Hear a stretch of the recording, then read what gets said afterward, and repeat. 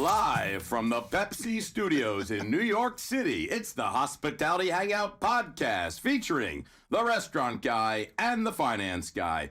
Everything's better with Pepsi. Everything is better with Pepsi. It really is, Jim. You know what's better with Pepsi? A little Starry. Little Starry and Tito's is really good. Throw a little Don Julio and it's Starry tastes great. I am loving my my new Pepsi mug. I noticed. And I got, you know what I'm putting in there, Jimbo?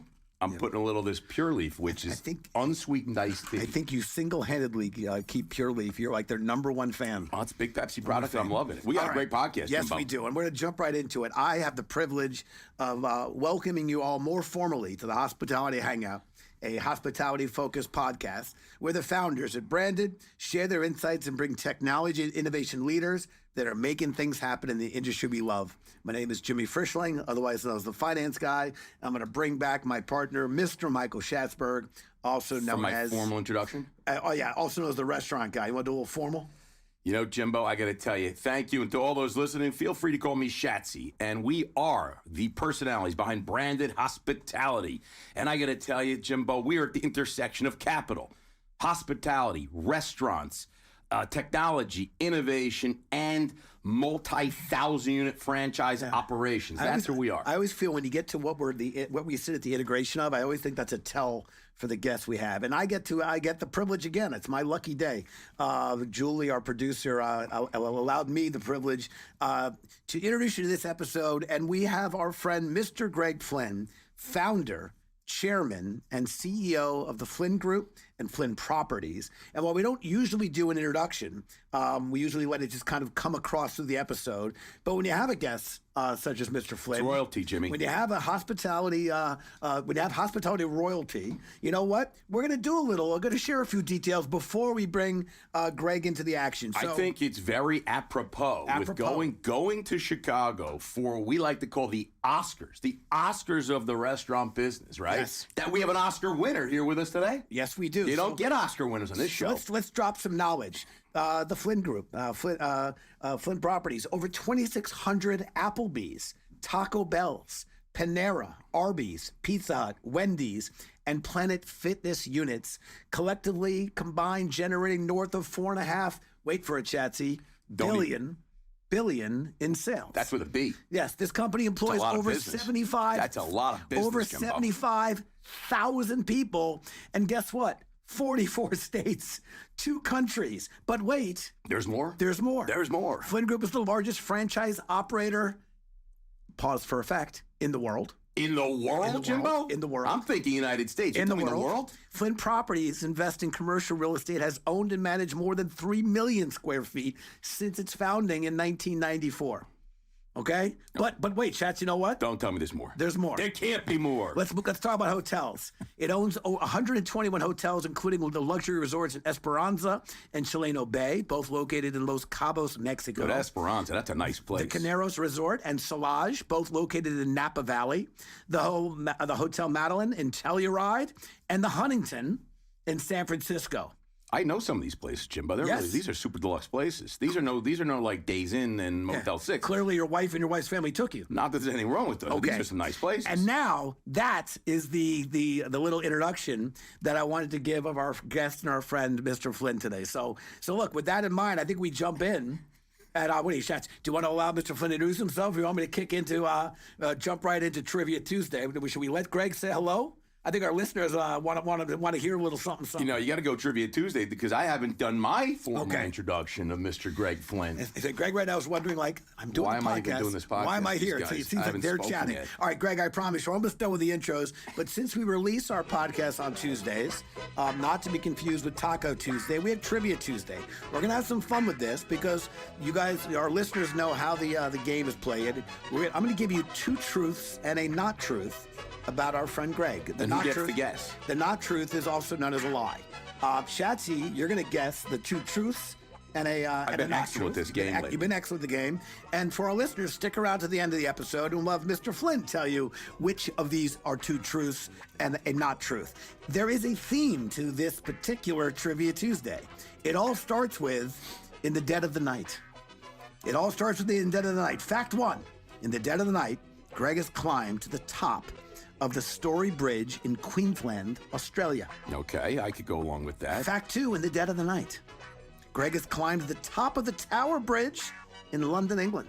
I don't know if you're allowed to do that, but okay, let me hear some more. Fact 3, in the dead of the night, Greg has climbed the top of the Golden Gate Bridge in San Francisco. Well, that I know you're not allowed to do. I mean, it doesn't mean you can't do it. By the way, think you're allowed to do that. Schatz, it did start within the dead of night. So, like, one could say it's not during tourist hours in the dead of the night. Oh. There was maybe some actions that took place when it would have been otherwise frowned upon by the local authorities. I'm looking at Mr. Flynn right now. I got to tell you, the guy looks like he's in shape, that he could definitely do all these things. The fact is, he did 2 of them.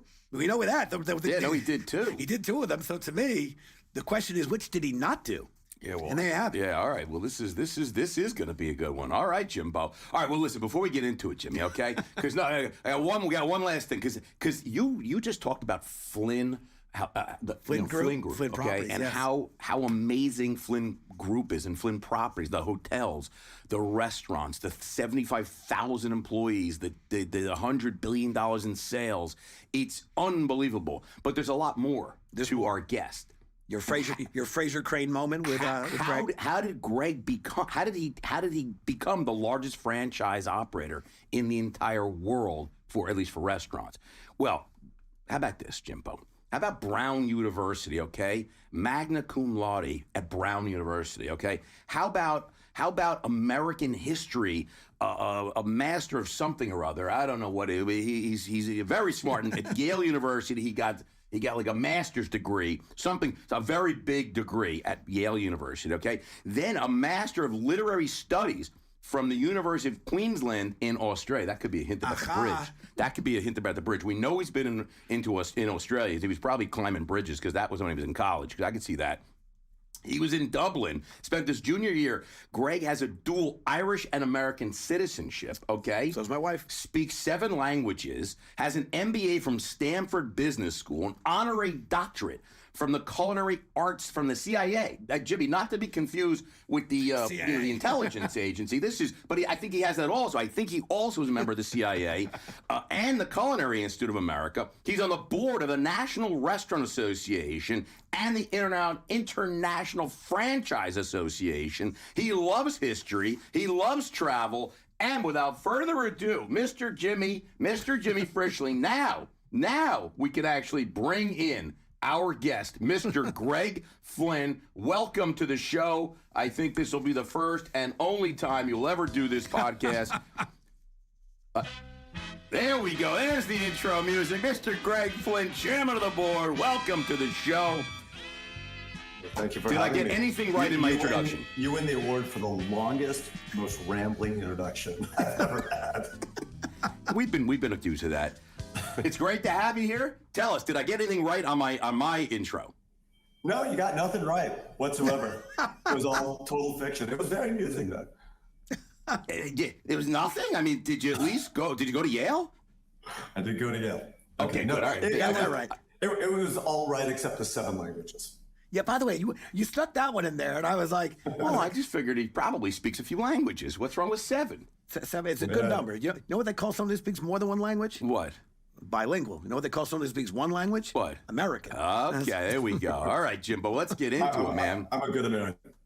I'm a good American as well. Listen, Greg, we are really excited to have you on, and I think our listeners will know that long intro was we felt, given the success and the leadership you've displayed in this industry, certainly justified us making sure we gave proper accolades and otherwise. I want to make sure Schatzy may not have gotten his stuff right.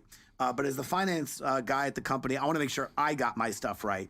460 Applebee's, 280 Taco Bells, the 3rd largest Taco Bell franchisee in the world, 112 Paneras, the 2nd largest Panera franchisee in the world, 360 Arby's, the largest Arby's franchisee in the world, 1,200 Pizza Huts, largest Pizza Hut franchisee, and 190 Wendy's. And, a lot of restaurants. And clearly Julie is favoring me lately because I get to break news. The Flynn Group has just announced a major international expansion.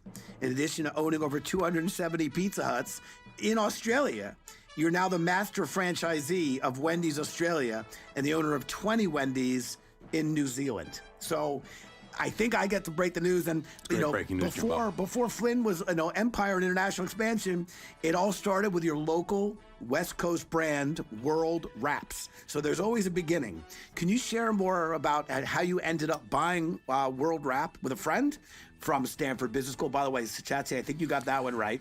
We got a Brown, Yale, and a Stanford. That is a hell of a trifecta. Yeah. That led you to acquiring 8 Applebees. So that was that the official start of the Flynn Group, the World Wrap, and then moving into the Applebees? Is that where it all started with you and a friend from Stanford? So that's where I started in the restaurant industry as an owner-operator. I actually started in the restaurant industry, as many Americans did, and one of the many people in the world, as a hourly at McDonald's, and that was in high school. We've got so many started like that. It's awesome. Yeah, that's amazing.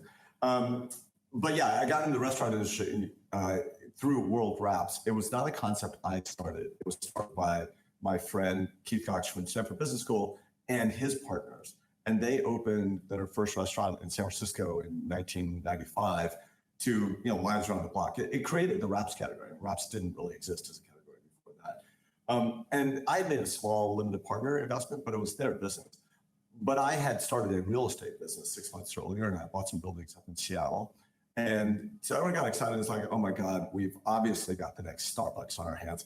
But the someone, gets there first. And so it's a classic mistake that people make. When we made that. So we shook hands, and I became a licensee developer of World Wraps in Seattle. And between 95 and 99, I built 14 of them. And it was the school of hard knocks. I mean, everything was hard, but that's where I really cut my teeth on building and running restaurants. But that's not really where Flynn Group began. I view that as sort of a separate prelude to Flynn Group. Flynn Group really starts with the acquisition of 8 Applebee's restaurants in 99 in Washington. And that's when I just pivoted in the industry entirely. And we handed the World Wraps business off to our CFO. He actually ran it for a couple of decades, but decided to focus everything on big franchise chains. I like it.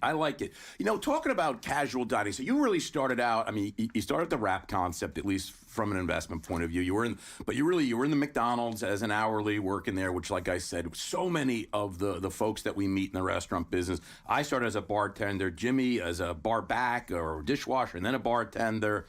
But you really went heavy into casual dinings with the Applebee's, and that was big in the 90s. But today, it seems that fast casual seems the buzzword today. It seems like that's where all the action is right now. What can you just give me a little bit of what your thoughts are and what has contributed to this shift?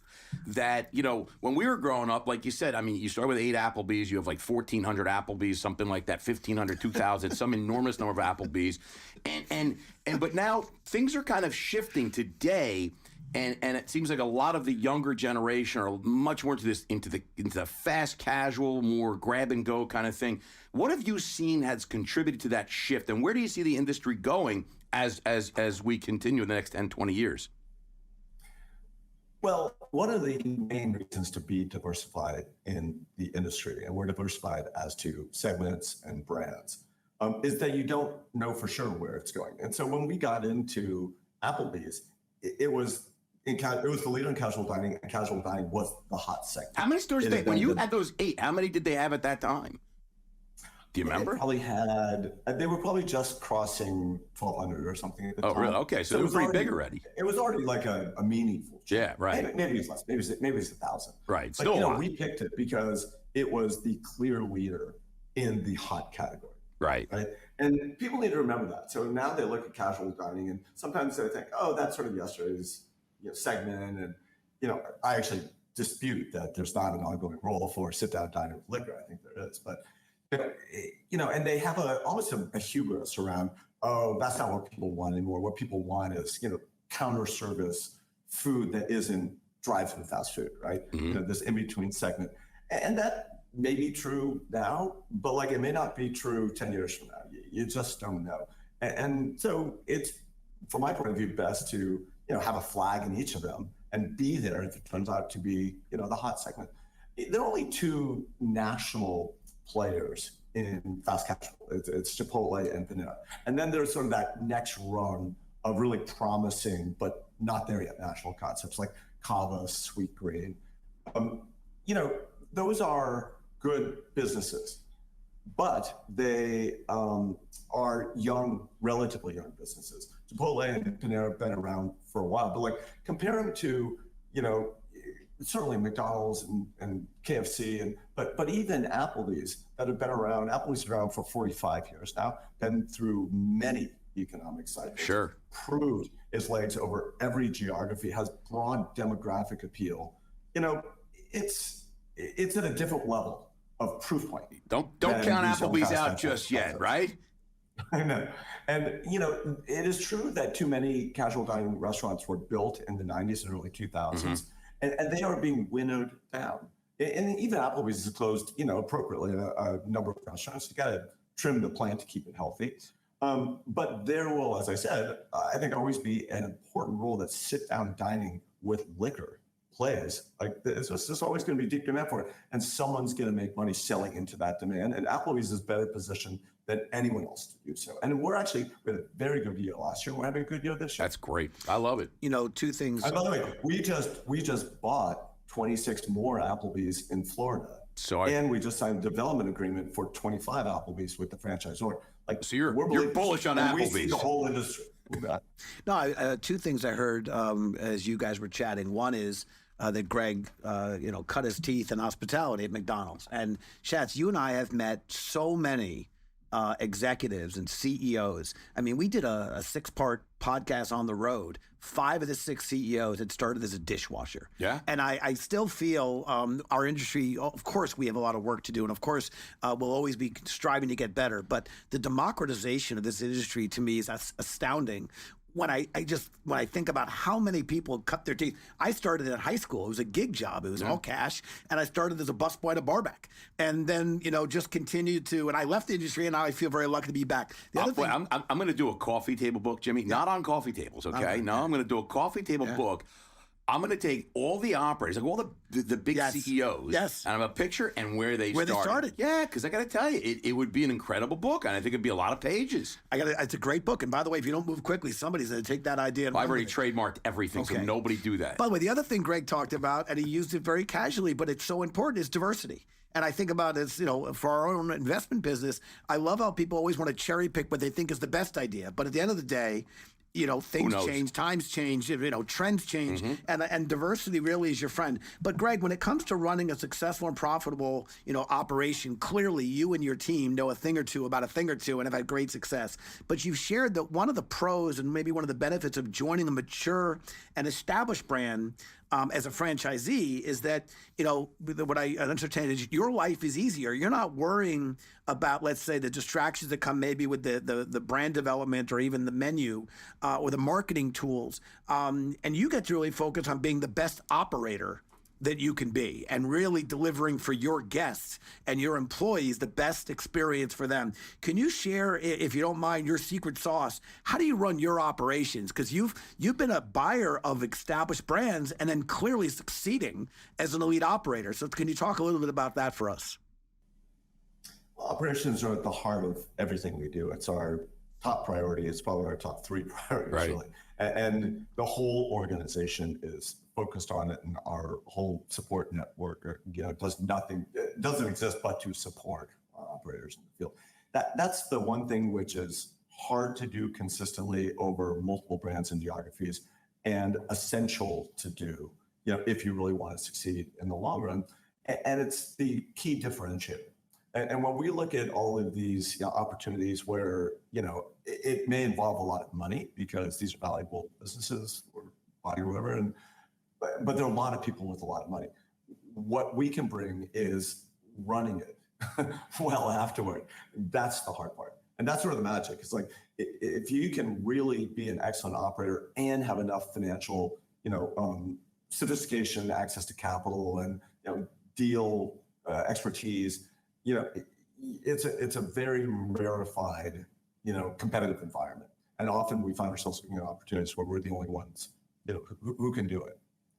But, you're right. And then the other thing is, being a great operator is in and of itself a gratifying thing. And I think our team takes a lot of pride in being, a premier operator.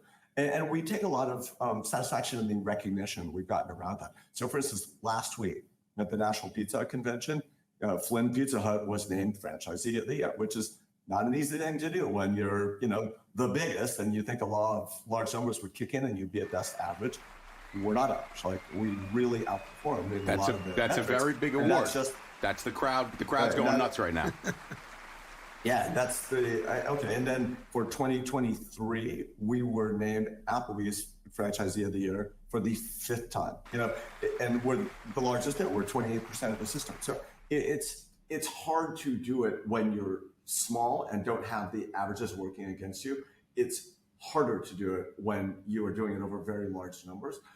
But we're dedicated to that, and we've been able to attract the best people in the industry and to support them with the best above store support systems, and it all adds up over time. And this is a long game we're playing. It's a game of inches, and if we outperform a little bit every year, it just compounds into higher AUVs and higher margins and more success and the ability to reinvest in the assets and the people, and you get this success flywheel going that really helps you distinguish yourself. That's awesome. I think, that's amazing. I just can't even imagine having, we've got restaurants here in New York City. We have 17 units. My head spins with that. I can't even imagine the operations team you have managing all what's going on, your supply chain, procurement, the HR department. I can't even imagine it. But you have, but it's really interesting. You've been in the restaurant space now, I'll say, for 30 years running Flynn Hospitality. And everybody knows Flynn Hospitality. You are really like the gold standard. But recently, you've made a little pivot. You rebranded as the Flynn Group. And I read in the news, Planet Fitness, and you guys go out and buy Planet Fitness. And now you got Flynn Fitness, and now, this is like, very different from the restaurant space. Maybe everyone needs to go to the gym after they eat at Applebee, so maybe that's, the idea here, right? After you eat at Applebee's, go to Planet Fitness. But is this a change that we're going to see more from you guys doing other type of retail business, a different direction, going away from restaurants? Or is it just, again, diversifying and just saying, hey, I love fitness. I climbed every bridge in the world, and this is going to help me continue to climb bridges by going to this fitness craze?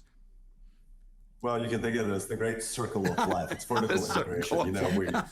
We feed them and we slim them down. I love it. Yes, that's what I was thinking. Go to Arby's and then go to Planet Fitness next door.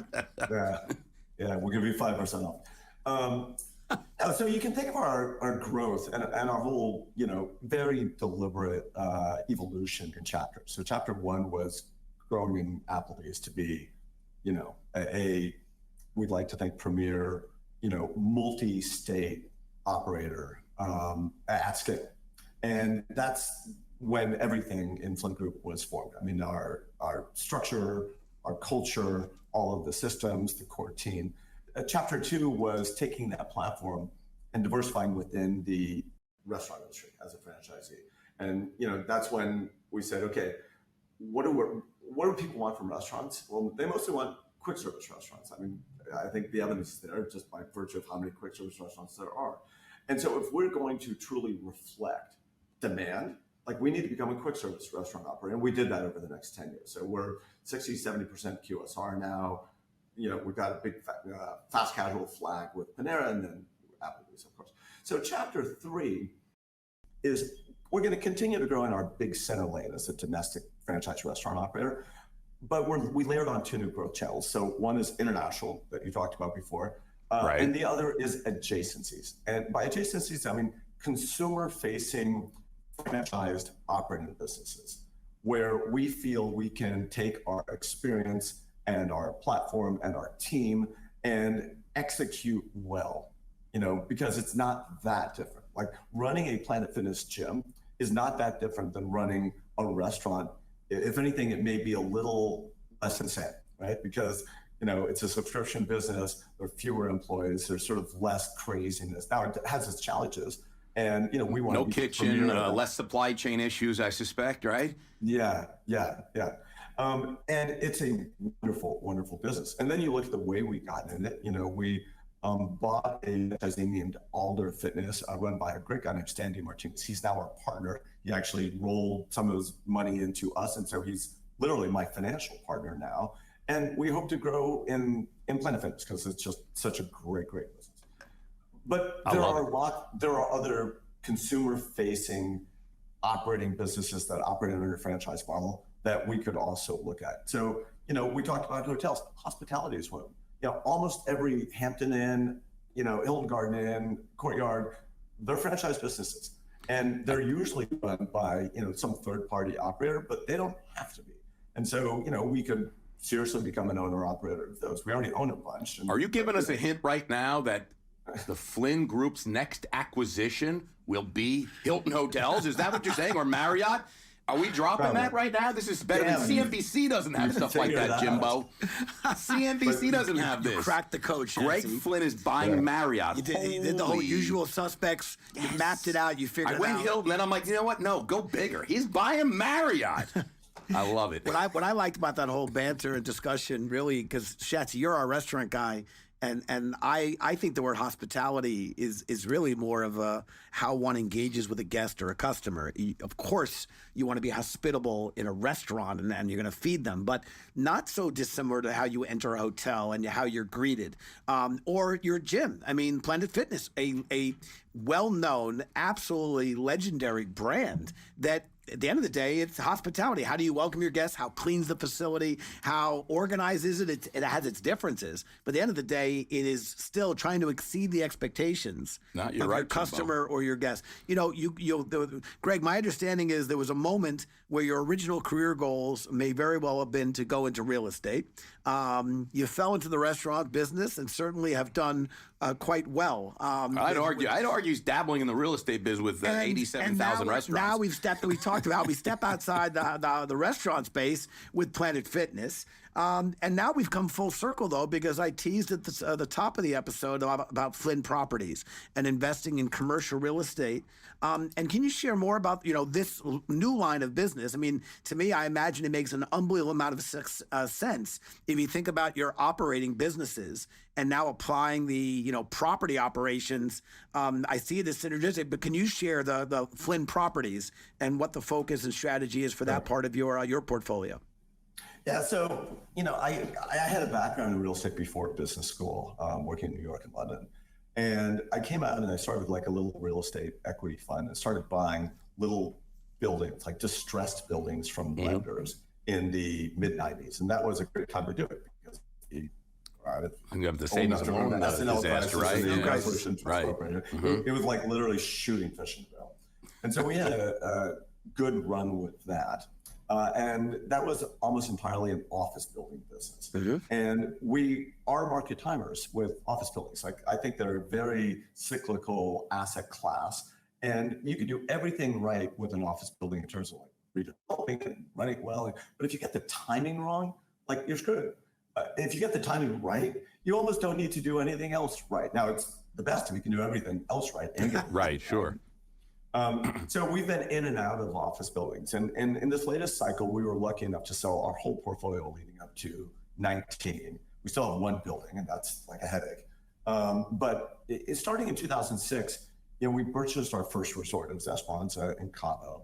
That's a beauty. We had focused on mostly these luxury resorts, partly because I really like them. I also think you can make good money at them. Nice place to go on vacation. From a growing restaurant business that scale really matters. That, there are such advantages, such power in scale.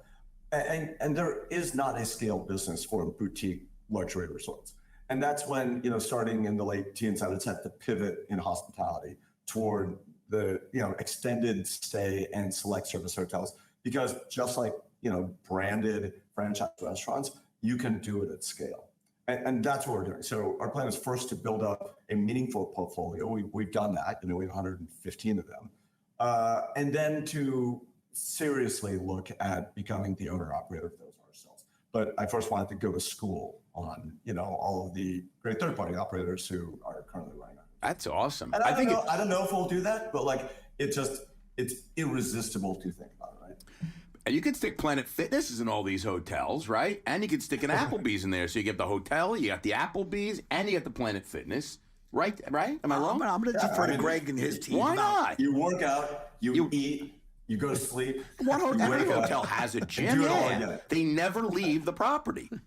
Yes. It's incredible. I love this. We'll have a funeral home right next to our family. literally cradle to grave. I like that. Listen, before we move on, maybe I'll just ask any advice, Greg, you would give to budding operators or franchisees, maybe who are now getting into the game. And I think one of the fun things that we're seeing in the space that Branded plays, we are seeing some really interesting emerging restaurant groups, restaurant companies. So any advice you'd give to them? You're standing with a portfolio that is clearly a best in class and successful and has scale. Any advice to emerging operators or franchisees getting into the game, let's say today? Yeah, I'd give the advice I always give, which is, be an operator. This is not about buying stuff. It's not about finance. If you're going to be in the hospitality industry, you need to be really, really good at that. It's very competitive. There are a lot of people out there who are trying and are very good. And if you are less than excellent, like it's sort of like timing with office buildings. Like you can do everything else right, but if you don't get that one right, you're not going to succeed. I think that's really great advice. It sounds pretty simple and trivial, but I think a lot of people fail to remember it's the hospitality business, Yes. It's remember when we talked to that somebody and they said, it doesn't matter what the food's like as long as it gets there fast. I'm like, what? Schatz's one of the most, Greg, Schatz's one of the most positive people I know, but I never saw him get more insulted and upset when the person said the food doesn't matter. It's how fast you can get it to them. I agree with you, Greg and Schatzy. We're not a tech business. We're not a finance business. We are a people, service, experience, value. We're a food business. And then the rest are supporting actors.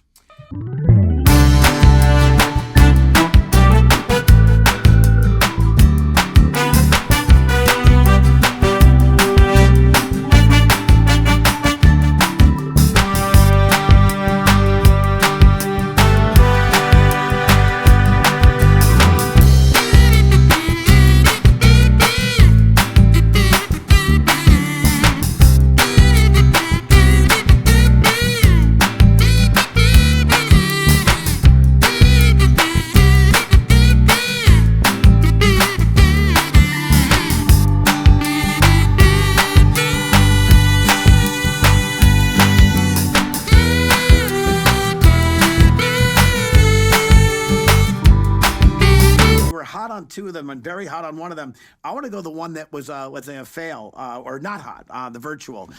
Schatz and I had a lot of views on the whole virtual kitchen and the whole ghost kitchen, dark kitchen, whatever you want to, the naming convention on it. You went with a solid not. Maybe can you chat a little bit or maybe speak a little bit about that? Because there was a moment where that was, the in vogue thing for people to be leaning into and doing. You went with a solid not. Certainly a lot of venture money. A lot of money got thrown at that. Maybe you can comment on that. We have our own thoughts, but you're in the weeds. You're the Oscar winner, baby. So would love to hear your thoughts on that. Was a solid not. Can you expand on that a little bit? So I think there are a number of reasons why it's a not. I think first and foremost, what they're doing is they're bringing, food production capacity to markets, but there's already more of that than there is demand for. Ding, ding, ding. 100%, man. We don't need more kitchens. Yes. Now, the argument they make is like, yeah, but those aren't the right kind of kitchens or they're not in the right place. And there's something to that. Yeah. The second is that off-premise is an important part of meeting demand. And it is a great complement, I think, to on-premise. But I don't think in and of itself it's optimized. The best is where you can cover the fixed costs of a restaurant, by combining on-premise and off-premise. Trying to do only one or the other is just, it's suboptimal, right? Right. Now, if you look at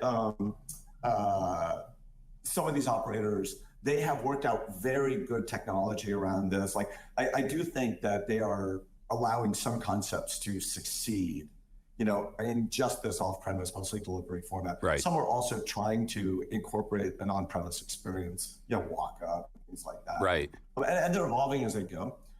But, I think generally speaking, we're still better off running off-premise out of an existing on-premise location and take it from $2.5 million to $3 million versus $0 to $500,000, Hey, that's spot on. No, completely agree. I got to tell you, Greg Flynn is smart.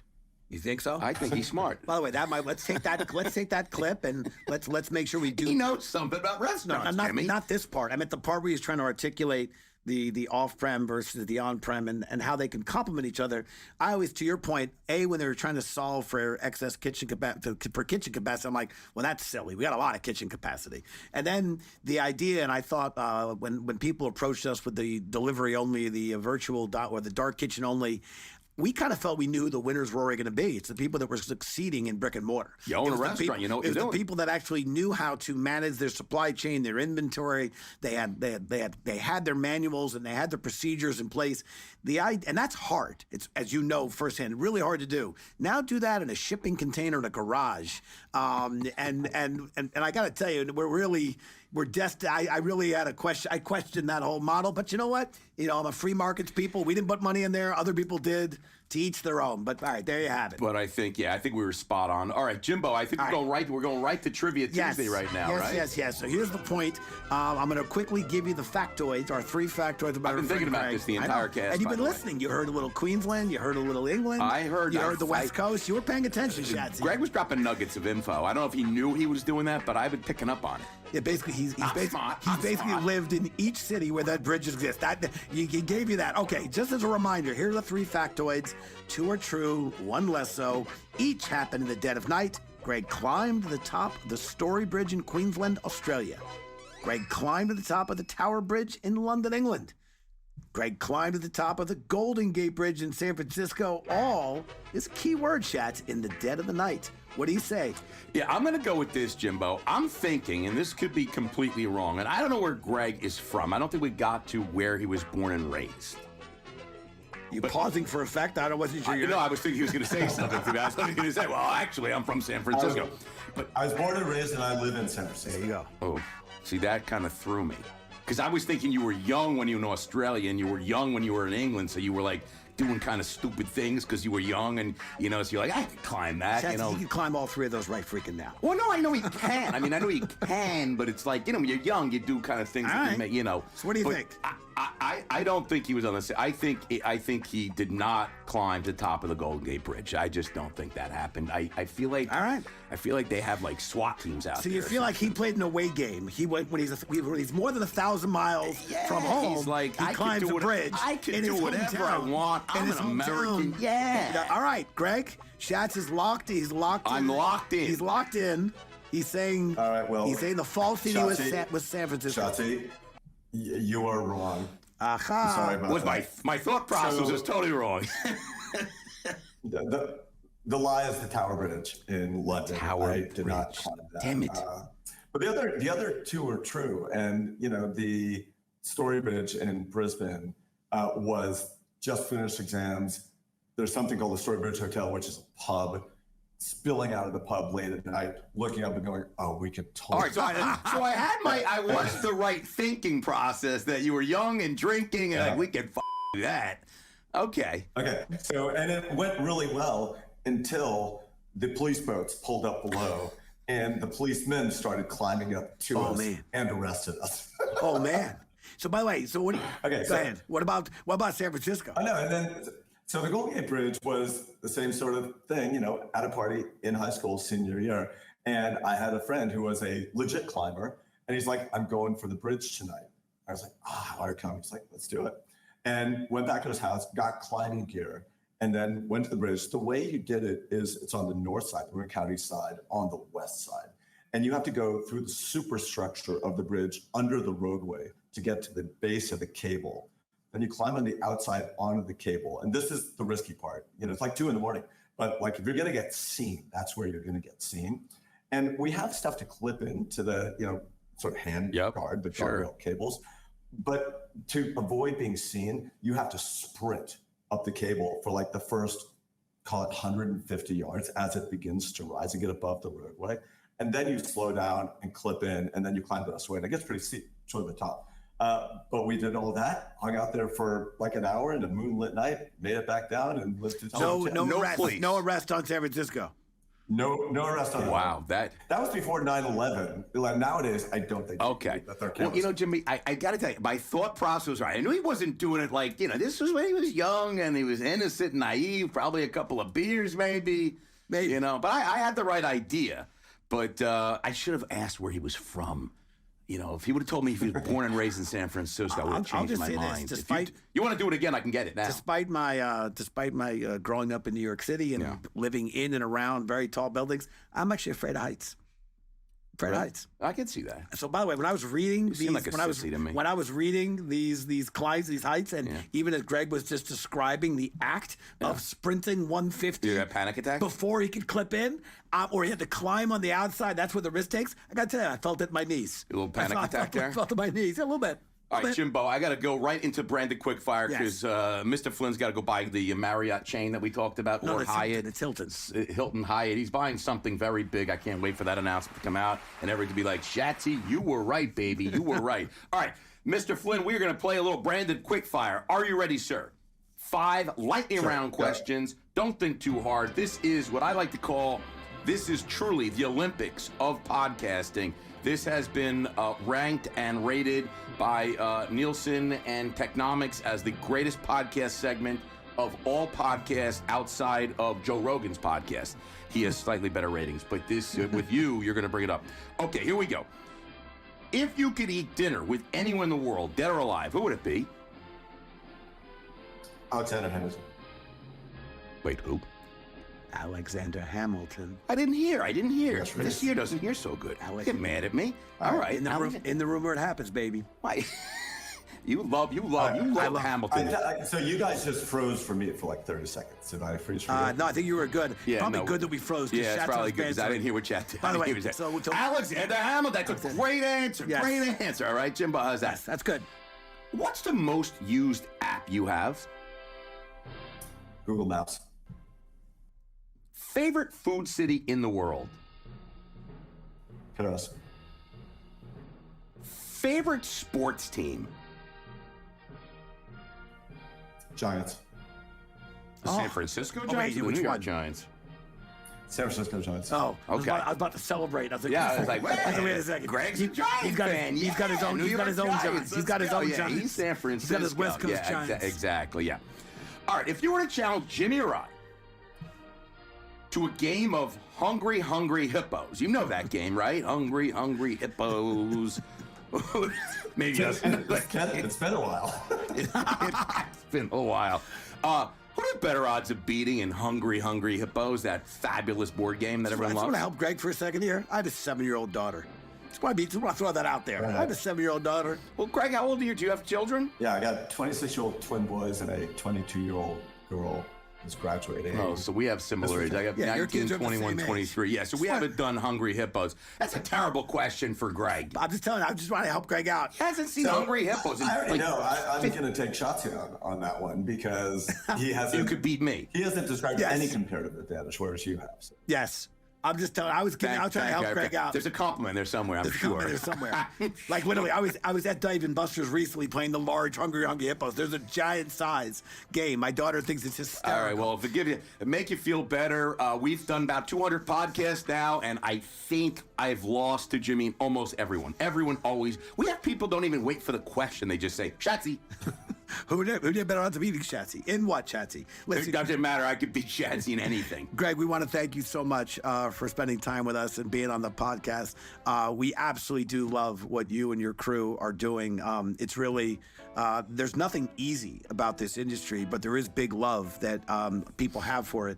And you guys are playing at the top of the game and really do commend you and the team for the excellence and just being such great operators that these brands want to trust you. With their brands, with their stores, and with territory. So congrats to everything you're doing. To our listeners, if you want to get in touch with Greg directly, You can email the podcast team at brandedstrategic.com. I have Greg's cell phone. That was a season 1 rookie mistake. We don't do that anymore. Greg, you're safe. I feel like Greg wants to get in touch with his customers. He wants to really know who his customers are, so they should hit him on his cell phone anytime. And we can do that by people emailing the podcast team at podcast@brandedstrategic.com, and then we will send the message along to Greg and his team. And then finally, to our listeners, just as Schatzberg said, we're well up and over 200 episodes. We're into the 100,000 subscribers now, and none of this is possible without you. So we greatly appreciate the industry and all you listeners checking in with us.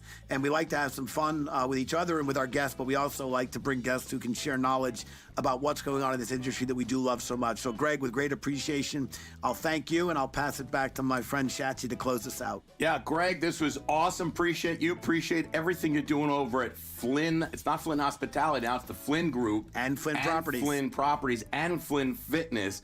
And I just can't wait to go to that Esperanza Resort and throw your name around a little bit, get that discount over that I'm looking for. Hey, this is great. Cheers, everybody. You're welcome. Just bring a little dinero. Poco dinero. Thanks, Mucho everybody. dinero. Cheers, guys. Thank you.